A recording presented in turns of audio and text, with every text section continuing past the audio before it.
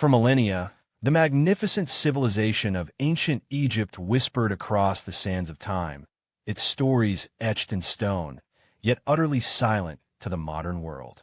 Their exquisite hieroglyphs, a tapestry of intricate symbols, stood as an impenetrable wall, guarding the secrets of pharaohs, gods, and daily life.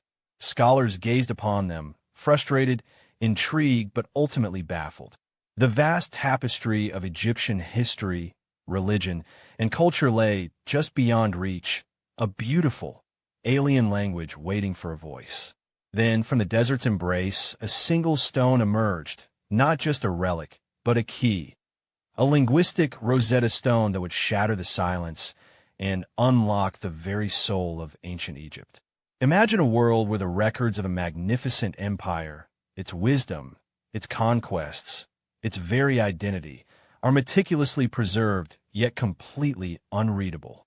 This was the fate of ancient Egyptian hieroglyphs for over 1,000 years. After the last practitioner of hieroglyphic writing faded, the intricate symbols became mere decorations, their profound meanings lost to the annals of history. Scholars theorized, guessed, and speculated, some believing they were purely symbolic pictures, others a complex mystical code. The ability to understand the ancient Egyptians through their own words had vanished, leaving their monumental achievements shrouded in an eternal, tantalizing mystery. The stage for this monumental discovery was set in an unlikely place, the battlefields of late 18th century Egypt. In 1798, a young and ambitious Napoleon Bonaparte launched his audacious campaign, not just for military conquest, but for intellectual dominion. Alongside his vast army, he brought an expedition of over 160 savants, scientists, artists, and scholars tasked with documenting and studying every aspect of Egypt. This fusion of military might and intellectual curiosity would inadvertently lead to one of history's greatest archaeological finds, transforming the barren landscape into a crucible of discovery, all under the shadow of war. Amidst the dust and toil of war, destiny intervened. In July 1799, near the port city of Rosetta, French soldiers under Captain Pierre-François Bouchard were demolishing an old wall to expand Fort Julien. As they dug, their spades struck something hard and unusual. It was a dark, irregularly shaped slab of granite, roughly 3 feet long and 2.5 feet wide, inscribed with 3 distinct bands of writing. The discovery was immediately recognized as significant by the accompanying scholars. Though they couldn't read its full meaning, the presence of multiple scripts hinted at something extraordinary, a potential key to an age-old enigma.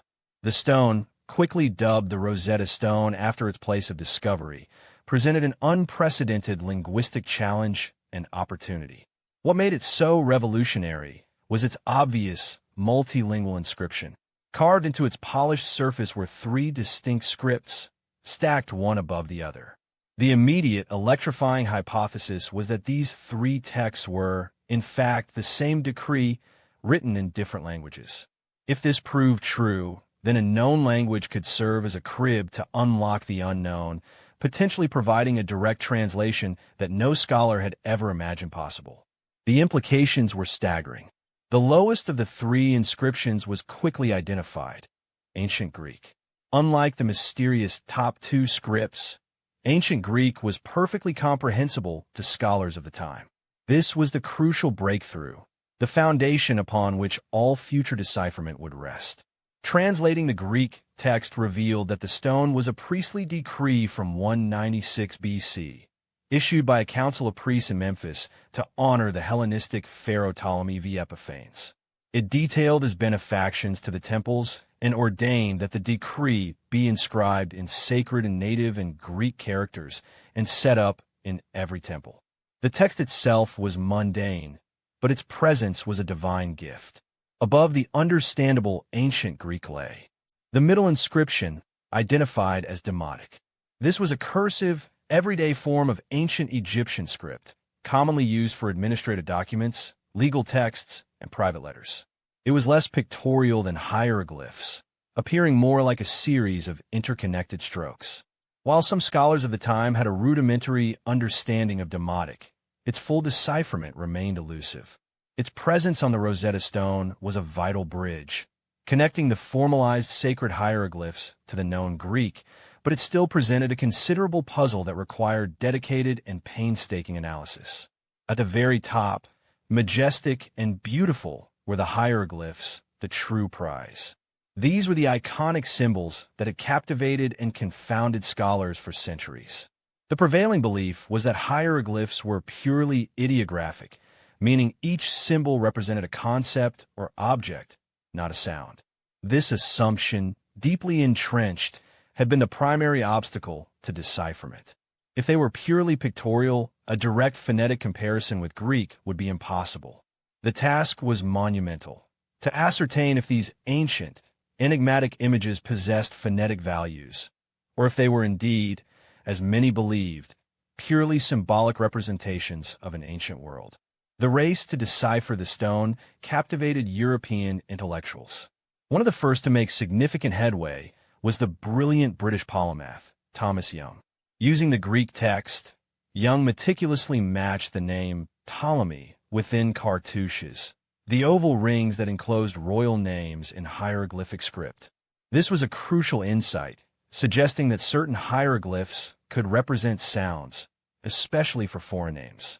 While Young made groundbreaking observations and compiled a list of phonetic hieroglyphs, he ultimately remained convinced that hieroglyphs were primarily symbolic, only adopting phonetic values for foreign names.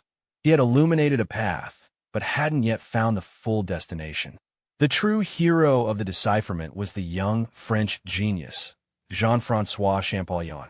Obsessed with ancient Egypt since childhood, Champollion had an extraordinary gift for languages, mastering over a dozen, including Coptic. Coptic, the liturgical language of the Egyptian Christian Church, was the direct descendant of ancient Egyptian, written using the Greek alphabet augmented by a few demotic characters. Champollion firmly believed that Coptic held the key, offering a living link to the ancient tongue. His dedication was unwavering, his intuition powerful, driven by a singular mission: to restore the voice of the pharaohs. In 1822, after years of relentless study, Champollion had his legendary aha moment.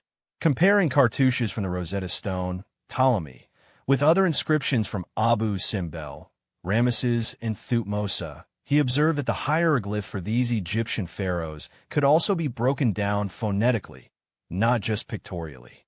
He realized that hieroglyphs were not purely ideographic nor purely phonetic, but a complex, mixed system where symbols could represent sounds, entire words, or act as determinatives clarifying meaning.